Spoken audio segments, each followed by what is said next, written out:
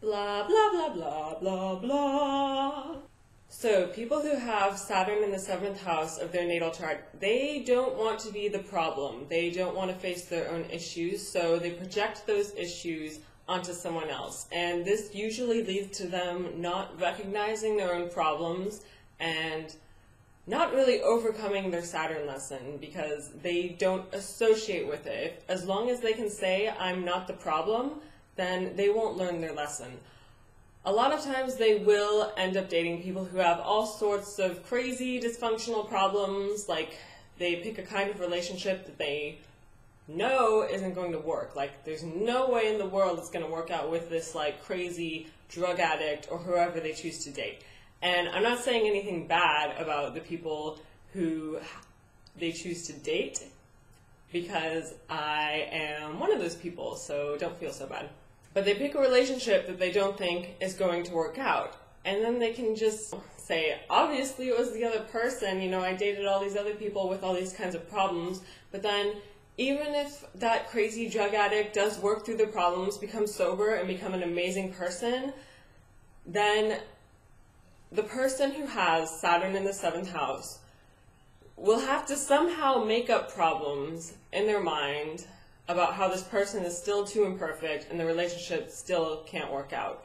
And even if they make a good choice in who they decide to be in a relationship with, the problems they have in their mind are still going to be projected out onto the other person. Why? Because, like I said, they don't want to deal with their own problems. They don't want to face themselves, so they use a relationship as a way to avoid that. Ideally, this should be a really good place for Saturn because the 7th house is committed relationships. Saturn has to do with commitment and responsibility, so you should be like really committed and loyal in a relationship, right? But the problem is when there's fear. The problem is when you don't want to face your own problems or admit that you're the problem. I think if someone who has Saturn in the 7th house can admit that they're the problem in their relationship, even if they don't have a stable relationship at all, even if they're single and they just keep, you know, dating people who they can't stay with at all, they need to admit that they're the problem. Like, it's not a coincidence that you just keep happening to date all these people. Like, you choose who you're in a relationship with. And when you're in a relationship, that person becomes a reflection of you. And if you do fall in love with someone who is addicted to drugs or is at any kind of ultimate low point in their life, something amazing can come out of that because you fell in love with someone who is completely imperfect, who is at the low point of their life. And that is how unconditional love grows. And I don't think there's a better way to start a relationship than when you're at your most unattractive.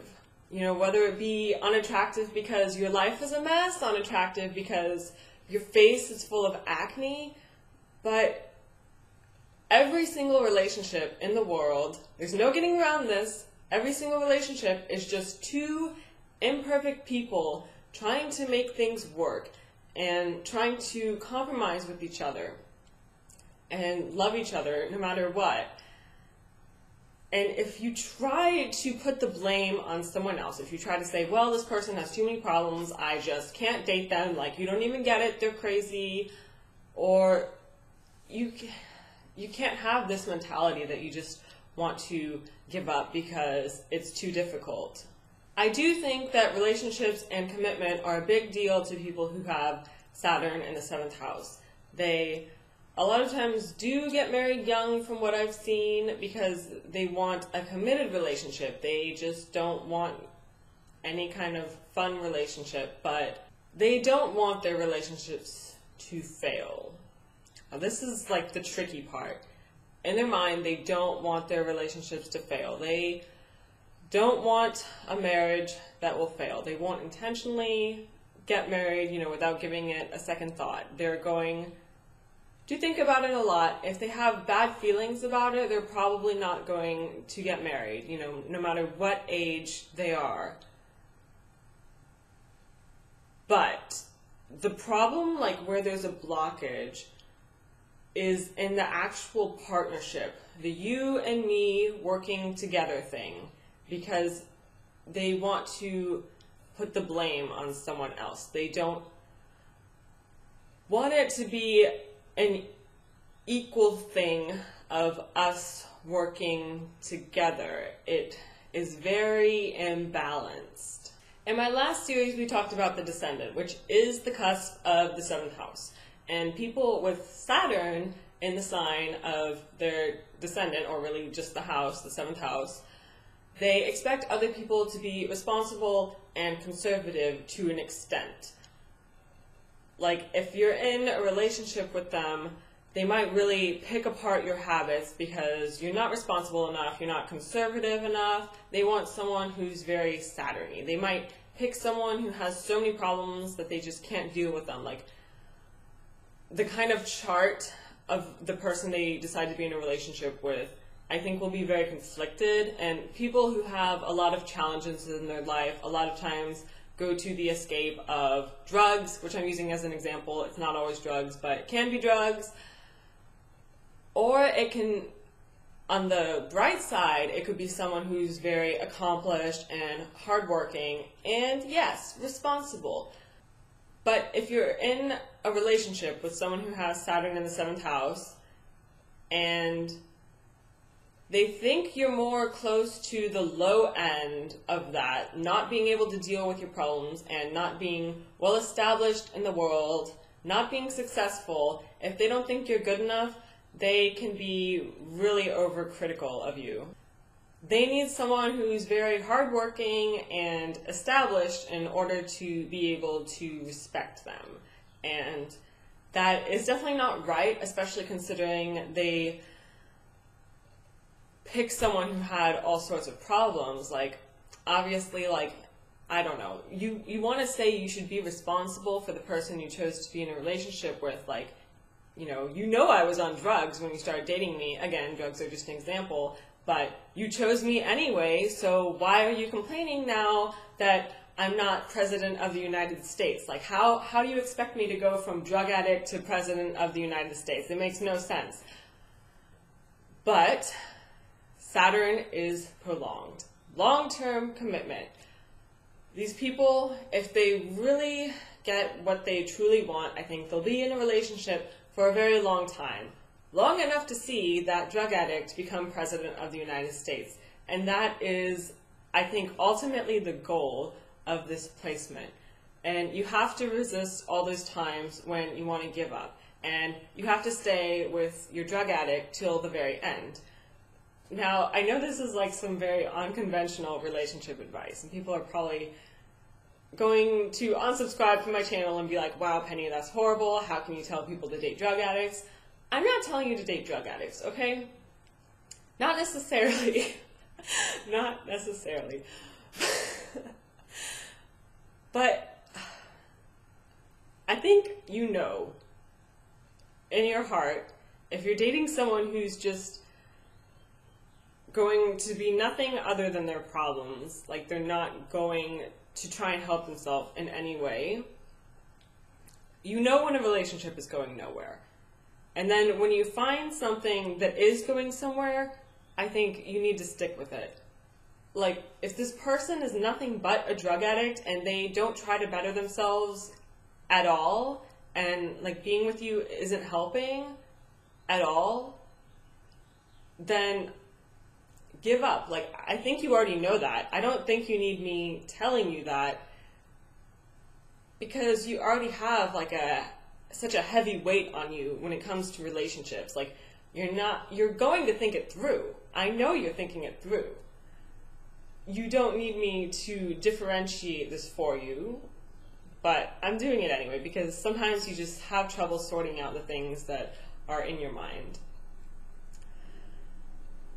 If you know this is like your longtime person who you can really go the distance with, then don't give up.